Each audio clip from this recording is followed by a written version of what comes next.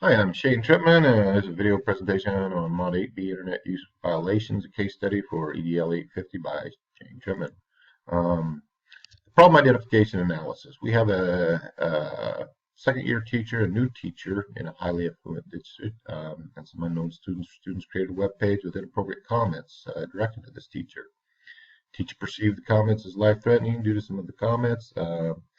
Also, the principal has received numerous phone calls in the past about the complaints about this teacher, the rigors and stress of the class. The teacher is assigned upper level difficult courses and uses a serious approach to instructional delivery. The principal, Dr. Forbes, has just suggested techniques to increase positive interaction with students, which haven't been implemented. And as I mentioned before, Ms. Walker is a new teacher to the field. What do I need to know? I need to know our district policies regarding internet bullying. And internet use, and that applies to situations like these. You know, whether the school or district IT person can determine who created the web page or trace the email accounts to an address. Also need a list of students who participated in the web page if possible. Also like to look at the walkthrough or observational data in regards to Ms. Walker's teaching style and review the walkthrough data. I'm sure she's had some course evaluations. I'd like to review those. I'd also like to know how many complaints has Dr. Forbes received and specific examples of the complaints, and define the stress as it relates to the classroom. Also need to know if Dr. Forbes has suggested some techniques for her to use in the classroom which haven't been implemented. I need to know why and what techniques has he suggested. Problem identification analysis continued. Problem identified. Problem identified is unknown students, adults created a harassing web page targeting one of my teachers, or one of Dr. Forbes' teachers. Ms. Walker, the teacher, interpreted comments on the web page personally and as a possible death threat. Dr. Forbes has received numerous complaints from parents about this teacher in the past, and about her stringent expectations from parents. And Ms. Walker has not changed her classroom teaching style despite recommendations from Dr. Forbes to do so. Parents and students continue to claim about the class workload and poor instruction. My proposed plan of action, I'm going to break these down. First, regarding the web page, I'm going to follow through with interviewing Randy and the other students first thing in the morning. Also going to contact our district technology team. Maybe our director of technology, or if they have one in the building, if they can assist in the investigation. Also, per building district discipline policies, students involved should be disciplined accordingly. Parents, those involved, contacted and notified of an incident. Specific steps to resolve the problem continued. Regarding Ms. Walker not changing her classroom teaching style despite recommendations from Dr. Forbes to do so. And in regards to Dr. Forbes receiving numerous complaints from parents about Ms. Walker's stringent expectations from parents. First, I want to review the walkthrough and other evaluation data with Ms. Walker and areas in the need of improvement. Second, I wanted to discuss with Ms. Walker why she hasn't implemented the suggestions Dr. Forbes has made, and why it hasn't happened because we're trying to increase the positive student-teacher interactions. Third, I think probably assign Ms. Walker a mentor teacher, an experienced mentor teacher, to facilitate implementing changes to her instructional delivery. And if nothing else, the mentor teacher can give some feedback as to what's going on, offer some suggestions, and go from there. Proposed plan of action continued. Ms. Walker interpreted the comments on the web page personally and as a possible death threat. I think first, once the investigation is concluded, if the guilty parties are found, facilitate a meeting with the students and Ms. Walker and discuss the comments, wish she would disappear in this serious notes. And you might even have the SRO officer sit in on that. Emphasize that cyberbullying will not be tolerated and follow through with the district discipline policies regarding the act if the culprits are found. Third, Ms. Walker remains distraught. Contact the SRO officer to discuss the matter and her perceived safety with the police, and maybe they could, assure her that she will be safe and turn over to law enforcement if she's not concerned. Resolve the issue based on promoting the success of all students. The cyberbullying prank is resolved through the district discipline policy regarding these types of behaviors, and I'm going to leave it at that. That's if they're found. That's how I would deal with it.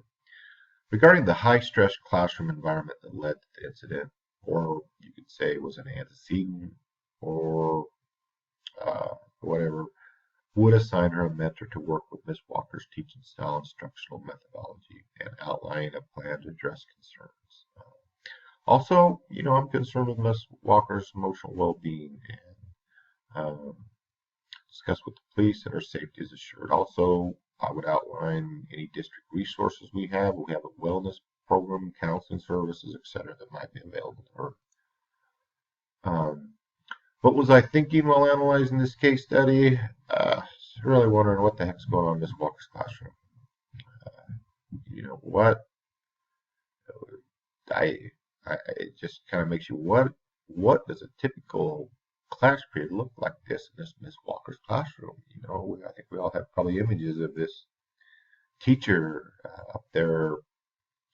I don't know. I would really like to sit in her classroom. What's the high stress classroom environment? It keeps getting referenced. How is this classroom so high stress? What's going on? Third, what was the nature of the numerous complaints on Ms. Walker? Are they valid, or do we have helicopter parents that are just upset because their kid's not making a good grade? I don't know. I'd like to review all the copy all specific complaints. Problem debriefing. What was I feeling? I think I was feeling concerned for Ms. Walker. Her interactions with her students has been less than stellar, and the incident really seemed to rattle her. Second, I'm concerned at the level of meanness displayed by the students in an upper level course. I'm discouraged that some of our top students have stooped to this level to attack a teacher who may not have great instructional skills. I mean, I'm gathering these are upper level courses. Excuse me. Third, I'm feeling drawn between balancing high expectations for students while at the same time making a course is a positive experience for students. What was I valuing while analyzing this case study? First, I value treating all students, staff, parents with decency and respect. Ms. Walker, despite some shortcomings in her instructional methodology, does not deserve to have a website created for the sole purpose of criticizing her. Second, I value and respect the chain of command and leadership roles of schools, so I'm concerned that Ms. Walker has not successfully implemented any of Dr. Forbes' suggestions. Third, I value a positive classroom environment that are non-threatening and focused on learning. Positive student-teacher interaction is central to effective education. Again, going back to some of the previous points, I really would value looking at some of that walkthrough observational data in regards to Ms. Walker's classroom environment. Issues that are still unresolved. I still don't know what the classroom expectations are in Ms. Walker's classroom and this high-stress environment that keeps getting referenced. And what are the complaints about the class workload and poor instruction? Are they valid? Again, I'd really like to sit in a classroom with Ms. Walker. Second, it's unknown if the students will be caught that created this website. I would think with so many students, someone will eventually talk, but that's not variable. Third, why hasn't Ms. Walker attempted to follow Dr. Forbes' recommendations? Or did she and wasn't able to? Did she just refuse to change anything, or did she try and it didn't work? I don't know. Kind of wrapping things up. Evidence that promoted the academic success of all students by acting with a sense of integrity and ethical behavior. I think first, by not assigning blame to Ms. Walker and emphasizing cyberbullying type attacks will not be tolerated. Again, the incident obviously has caused Ms. Walker a great deal of stress, and adhering to ethical behaviors of not blaming Ms. Walker and adhering to the district discipline policy for those students who did this, I think is appropriate. Secondly, not assigning blame to specific students until the investigation is complete. I think Ms. Walker suspects this Randy Franks, but I think going into the investigation with open mind is evidence of integrity, fairness, and academic. It may not even be a student, you know. Third, address an issue that may have precipitated the event.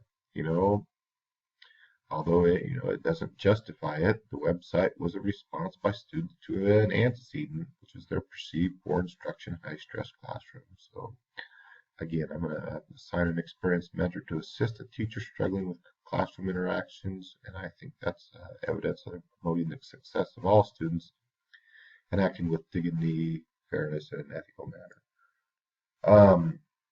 Evidence of promoting academic success of all students by treating people fairly, equitably, with dignity and respect. I think, again, emphasizing that internet pranks in the form of a web page ridiculing an educator is unacceptable behavior, irregardless of the person.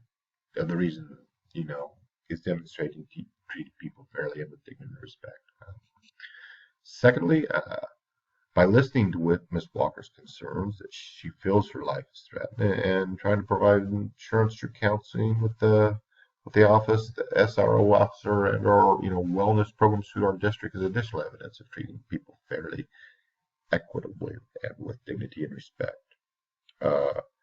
Thirdly, assigning an experienced mentor to assist a teacher struggling with the classroom interaction is also promoting the success of all students, is acting with integrity, fairness, and an ethical manner.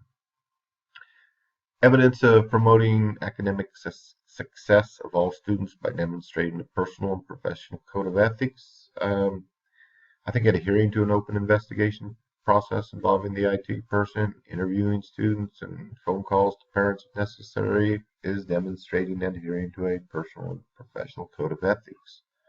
Secondly, by modeling appropriate behavior through providing Ms. Walker a mentor is also demonstrating a belief in our educators and showing personal feelings of concerns for Ms. Walker's well-being. By suggesting the district wellness program and assuring her through the local police she is safe is also demonstrating a personal professional code of ethics.